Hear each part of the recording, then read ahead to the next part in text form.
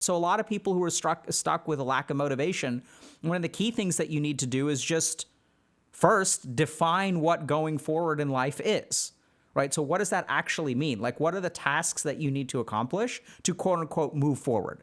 Because a lot of the reason that we stay stuck in life is because we set ourselves up with a goal that's impossible to achieve. Okay, so yesterday, at 12 o'clock, when we were concerned that our guest today may not be able to make it, we sent out a panic tweet. And thankfully, the internet responded. So thank you, internet. Otherwise, we would just be, I don't even know what we would be doing today. Maybe playing some Dota. Okay. So let's start from the top. This is like so good, right? So I lack any motivation going forward in life. What can I do? And this is going to be like a common theme that we see here. So let's just see if is there more? No? Wow, is this the only one? I could have sworn there was a ton of questions about motivation.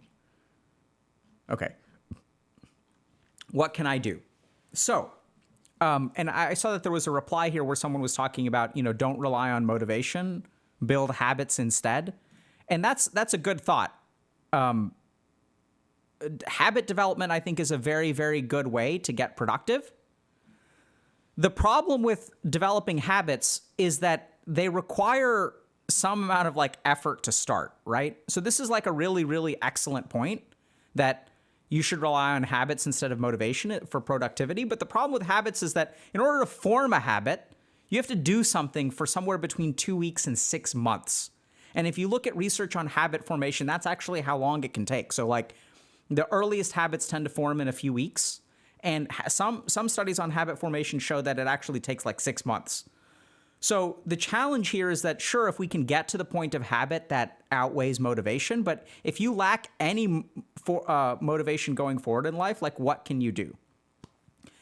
And so I think this is where a lot of times, when we sort of lack any motivation, there's this concept of going forward in my life, which I think you really have to deconstruct.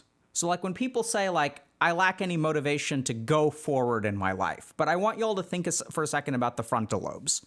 So our frontal lobes are the part of our brain that plan and execute tasks. So if I say okay, I have to talk about crypto today, then my frontal lobes are okay, so let's think a little bit about, okay, what's the sequence? When are we going to talk about crypto? What are we going to say about crypto? And there's certain certain operationalizing, so breaking a task into its constituent pieces. And then once we break that task into its constituent pieces, we can sort of move forward with it. The problem is that going forward in my life is not a task that your brain can accomplish. Right? So it's how do you measure going forward in life? How does your brain know that you have moved forward in life? And this is the important thing about the brain, is that the brain is a very, very efficient organ, and it's not going to waste energy. Okay? So if you think about what does your brain get motivated to do? It gets motivated to do things that it knows are possible.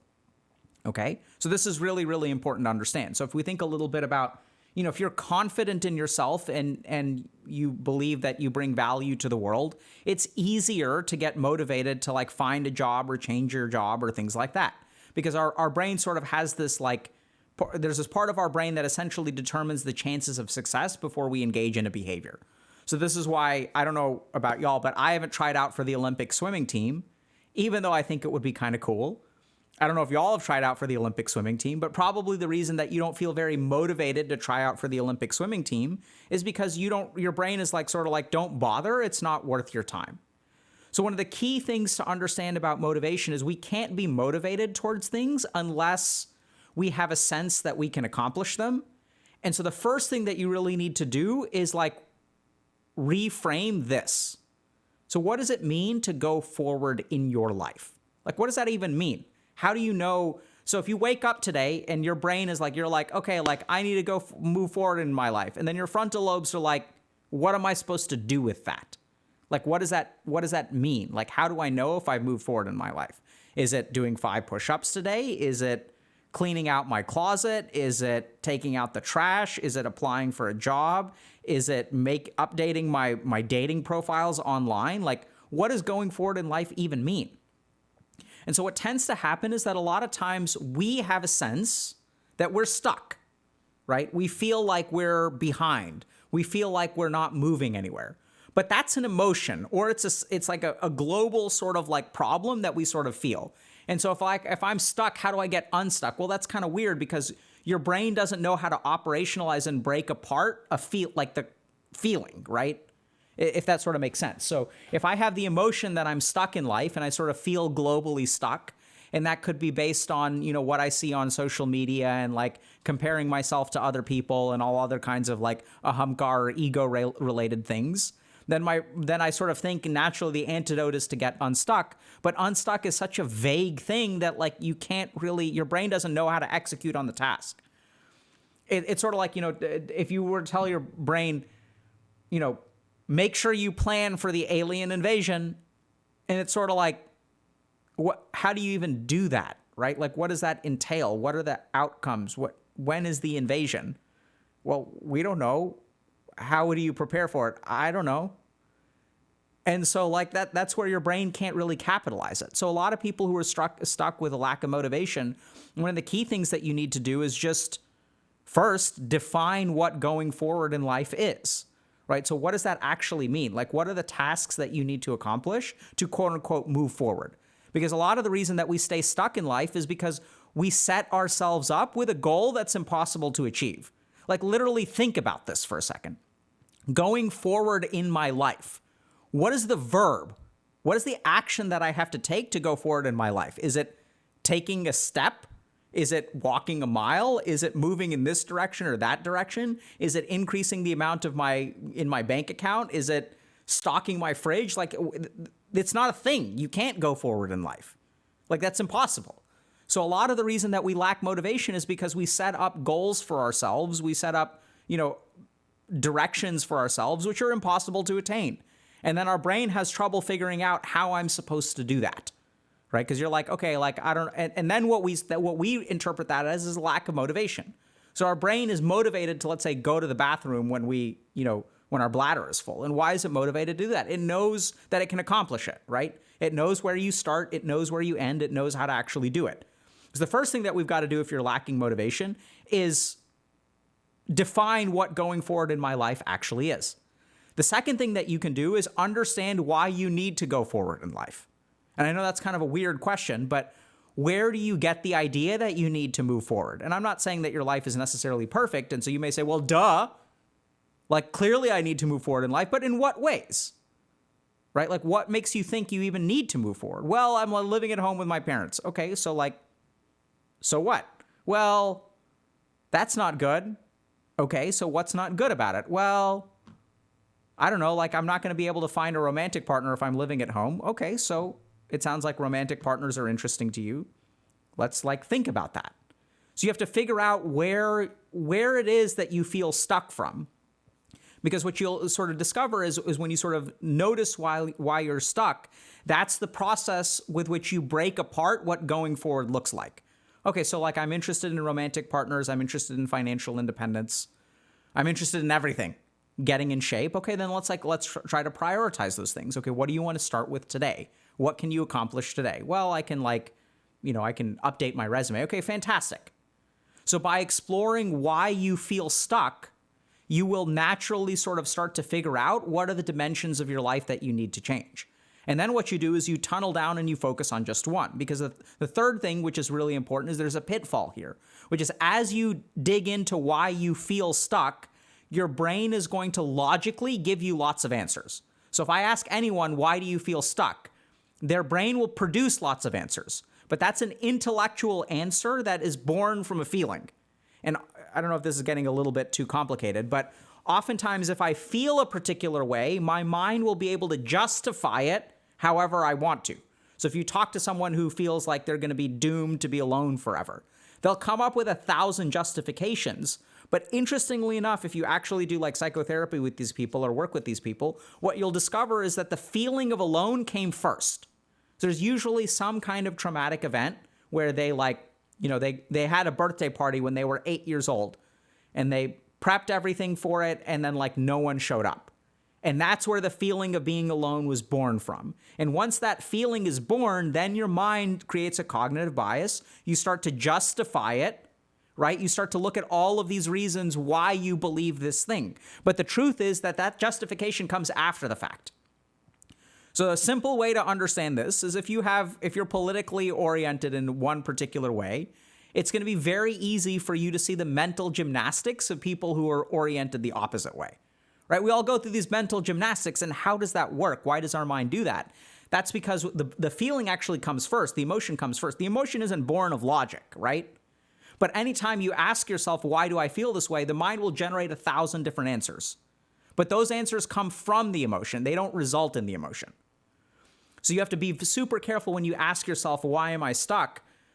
If your mind comes up with a laundry list of different things, some of those can be useful for operationalizing, but don't fall into the trap of just because I'm operationalizing doesn't mean that the feeling is actually justified or because of all of these things. Chances are, if you feel stuck, that feeling has an emotional root and some kind of like experience.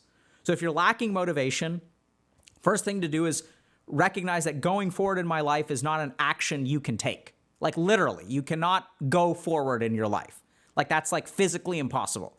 It's not something you can do.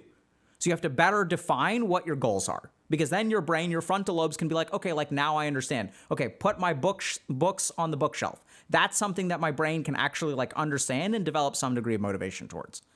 The second thing to do is dig into the roots of why you feel stuck or why you feel like you need to go forward in your life. And once you dig into the roots of that and sort of emotionally process that, understand that some, you'll recognize that that emotion is holding back your motivation. And if you can get to the bottom of that emotion, your motivation will naturally start to flourish. The third thing to keep in mind is there's a particular pitfall here, which is as you go down that path, be super careful for all of the justifications that your mind uses. Like, oh, I'm stuck because A, B, C, and D. Whereas chances are those things are not the cause of you being stuck. Those things are the result of you feeling stuck, plus the cognitive bias or cognitive filter that you apply from being stuck. So hopefully that makes sense. And if you go through that process, hopefully you can start to develop some kind of motivation. And then, as you start to develop some kind of motivation, lean into habit. Thoughts on the general impact? Okay? Questions? Literally picking a needle from a haystack where the problem found supposed to locate it. Yeah, so that's what it can feel like. That's exactly, so it's a great point. So Remix Gen is saying, it's like trying to find a needle in a haystack in terms of the source of my why I feel stuck. And that's exactly what it feels like, because your mind will generate 1,000 reasons for feeling a particular way. But even if you think about it, we don't feel a particular way because of 1,000 things, right? And just think about your life for a second. If you feel a particular way, chances are it's not like an amalgamation of 1,000 experiences. Chances are it's one experience or a couple of experiences that you repeat over and over and over again. And so that's exactly right. That's why what you've got to do is like kind of go to the source of the emotion, right? So there's an interesting tip there, which is ask yourself how long you've been feeling this way and when was the last time you didn't feel this way?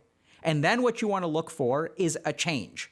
So what changed? So like if I felt pretty good back when I was 16 or 17 and now I'm 22. What changed between like 17 and 18? Or what changed between 16 and 17 and 18 and 19? And so that's how you could sort of find where that process is. We go into this in a bunch of detail in Dr. K's guide if you look at the Vedic psychology portion, because this is like a skill that you can learn in terms of finding the root of your kind of like cognitive biases. Okay.